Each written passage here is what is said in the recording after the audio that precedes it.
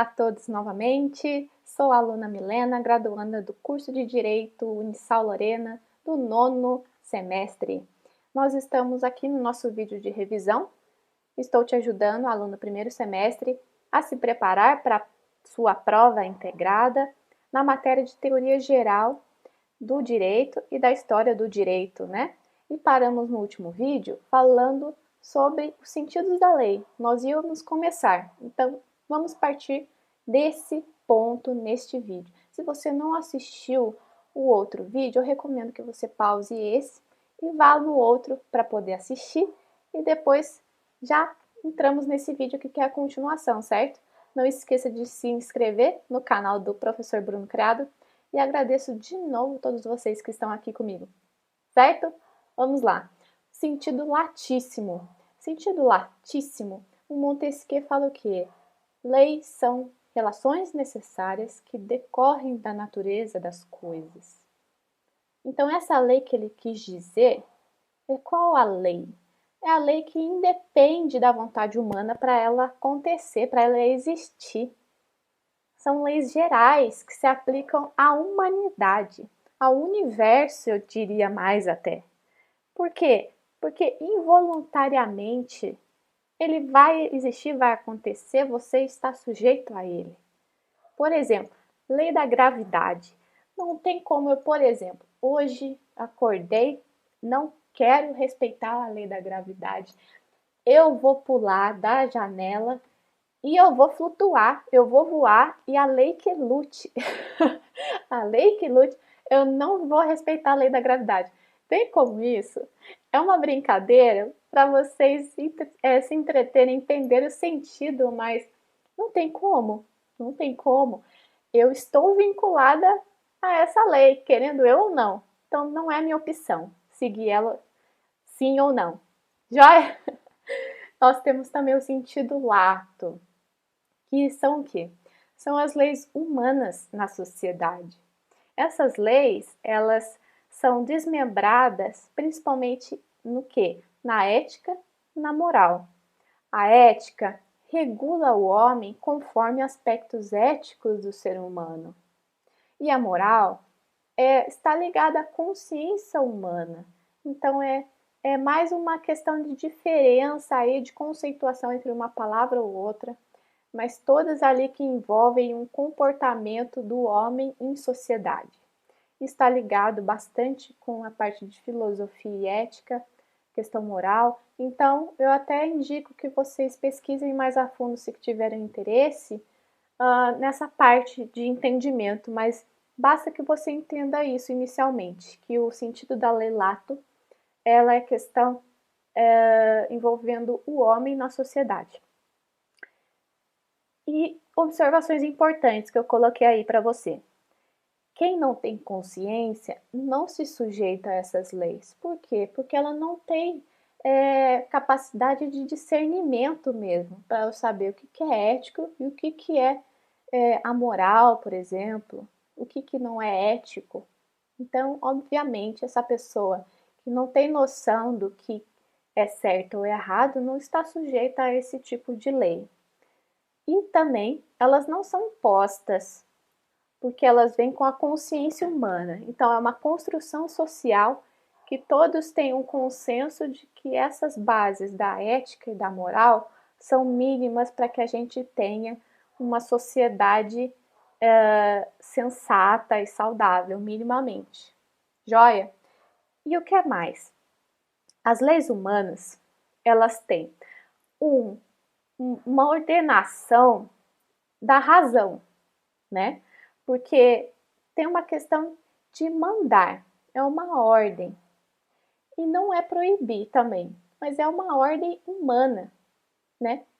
Não, por exemplo, eu não posso falar que não é uma ordem na questão de ética e moral você respeitar os seus avós, as pessoas mais velhas, né? Então, tem a ver com essa questão de ordem. É para o bem comum, sim. Ela é promulgada, por quê? Porque ela vai vir pelo Estado. O Estado vai poder representar essas pessoas que compõem a sociedade e dessa forma, com o poder legislativo, ela vai promulgar essas questões das leis humanas, joia? E é pela autoridade competente, que eu comentei, por exemplo, para as normas, temos o poder legislativo. Para decretos, nós temos o poder executivo. Isso tudo a gente está falando para buscar a justiça. Toda essa sistemática da lei humana busca a justiça.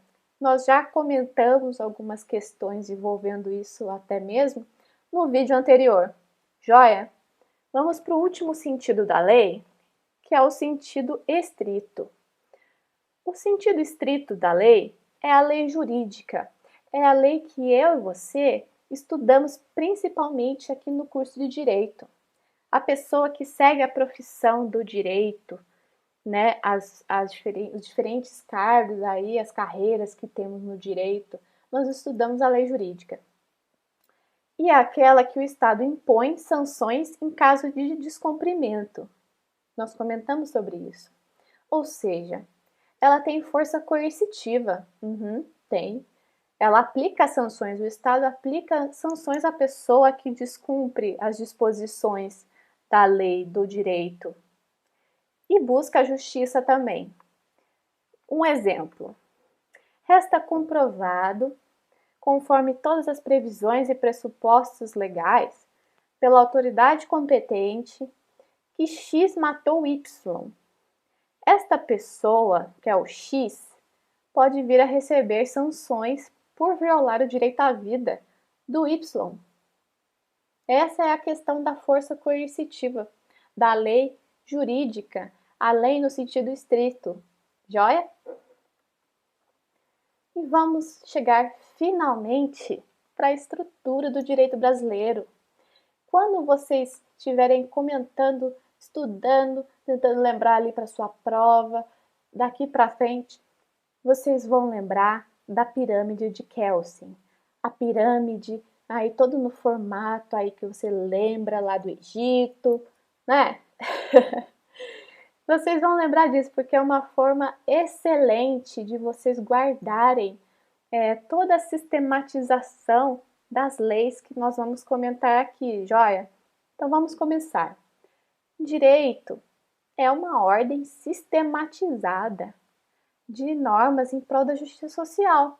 Então a gente pode chegar à conclusão que é ordenamento. Por quê? Porque todas as leis e todas as previsões que nós temos nas leis brasileiras, na estrutura que estamos vendo aqui, elas conectam entre si e uma complementa a outra. Por isso que a gente chama de ordenamento jurídico, mais especificamente. Joia? Então vamos começar aqui, não tem nada de ficar assustado, vocês vão ver que é facinho, vocês vão conseguir entender o material, porque vocês vão ver que não é nada de monstro de 7 cabeças. Vamos ver aqui comigo, tá? Então, primeiro, lá no começo, lá em cima, no topo da pirâmide, nós temos a Constituição. Essa é a norma constitucional. E lá está o que? A Constituição Federal, as emendas constitucionais e todos os tratados ali internacionais de direitos humanos aprovados como emenda constitucional. Joia? Porque eles têm eficácia ali de norma suprema também. Então, vocês vão imaginar o quê? A Constituição, a emenda constitucional e o tratado que tem efeito de emenda constitucional, ele é o topo, ele é o mais alto que temos, digamos assim. Por isso está lá no começo da pirâmide do Kelsen, que a gente fala aqui. Por quê? Porque ela que tem maior poder que vai ser distribuído embaixo aqui da Constituição, nas outras normas, mas ela irradia todas as outras. Perceberam? Então ela é a norma suprema.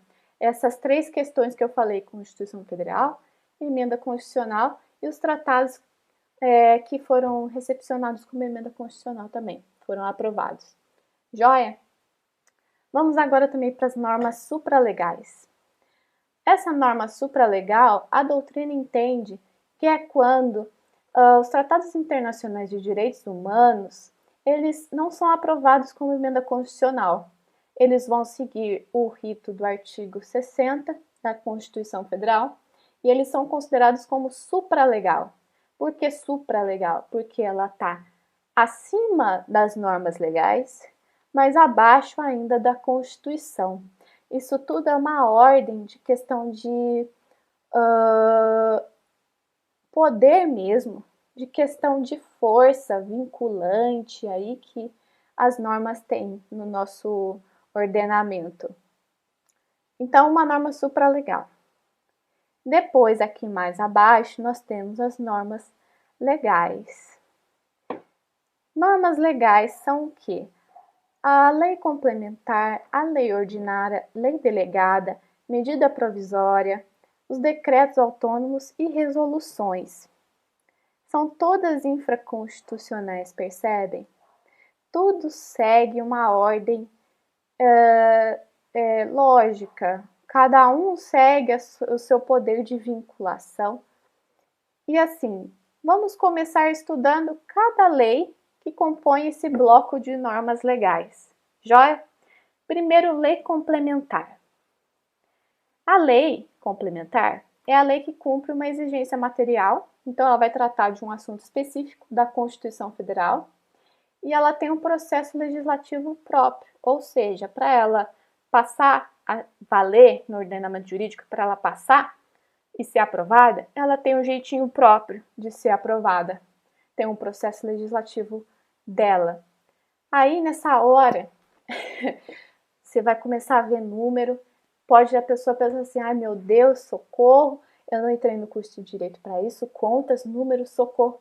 Calma, vamos contar de 1 até 10, respirar fundo, que não tem nada de complexo nisso.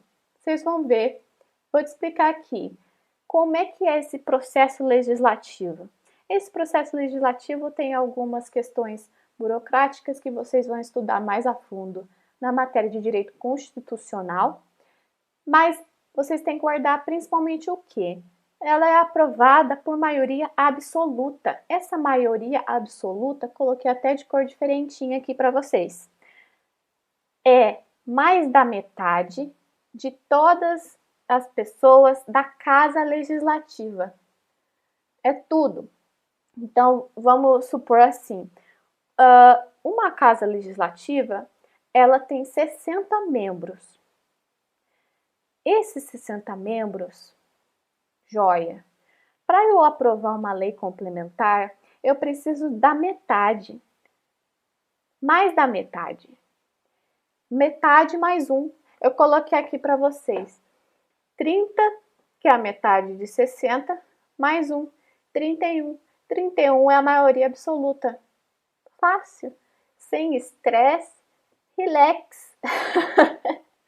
Vocês percebem? De acordo com o artigo 69 da Constituição Federal, para quem tiver o interesse de dar uma olhadinha lá. Mas aí pode vir na pergunta, alguém pensar assim de repente, mas Milena, você falou que é mais da metade, por que que você colocou 1 ali e não é meio? Ora bolas, não vamos devagar, não vamos devagar, não vamos nos distanciar. Por quê? Porque não tem como eu colocar uma pessoa para aprovar uma lei que é da cintura para baixo. É só as pernas da pessoa. Não tem como, gente. A brincadeira aqui é para a gente descontrair, mas entendam. Todas as pessoas que estão ali, elas vão representar o inteiro, né? Um voto completo. Não tem isso, não, meio voto. Não, não existe isso, tá? Vamos para a lei ordinária agora. A lei ordinária é um ato normativo primário, né? Que elas são gerais e abstratas, e ela tem o projeto de lei dela, né? E ela é aprovada por maioria simples. Maioria simples é o quê? Maioria relativa. E essa maioria tem uma diferença só da maioria absoluta, que é o quê? Ela não leva em conta o número de pessoas da casa. ela leva em conta as pessoas presentes na sessão legislativa, ou seja, aquelas pessoas que vão estar ali para votar aquele projeto de lei ordinária. Então, vamos pensar, temos uma casa com 40 membros ali presentes, não necessariamente o número de pessoas que compõem a casa. Então, tenho 40 membros ali. Eu preciso de 20 mais um, pelo menos, ou seja, 21, para ter a maioria simples, para poder ter o projeto aprovado e remetido ao Poder Executivo, para que eventualmente seja sancionado ou vetado. Joia? Temos também a lei delegada. A lei delegada são atos normativos primários elaborados pelo presidente da República, por delegação autorizada por parte do Poder Legislativo, por meio de resolução. Então, é como se fosse assim: olha, Poder Executivo, eu, Poder Legislativo, tenho uma resolução que estou passando para você algumas delegações, algumas possibilidades de você editar normas, tá? No lugar nosso, porque de repente eu estou sem tempo em algumas coisas, entenderam? É uma lei delegada. O Poder Legislativo vai delegar esse poder de editar norma para o presidente em determinadas situações de alguns assuntos. Temos também a medida provisória. A medida provisória é um ato do presidente da República, ou seja, o Poder Executivo, o chefe do Poder Executivo. E é para tratar de situações específicas. Quando eu falo situação específica, é uma situação de relevância e de urgência, certo? Não posso tratar de medida provisória com medida provisória em qualquer situação, sobre qualquer tipo de assunto. Não posso. Eu tenho que seguir aquilo que não está vedado no artigo 62, parágrafo 1º da Constituição. Coloquei o artigo até para quem tenha curiosidade, mas é algo mais aprofundado depois que vocês terão na Constituição ali e vocês vão estudar em Direito Constitucional, joia? E o importante é o que também?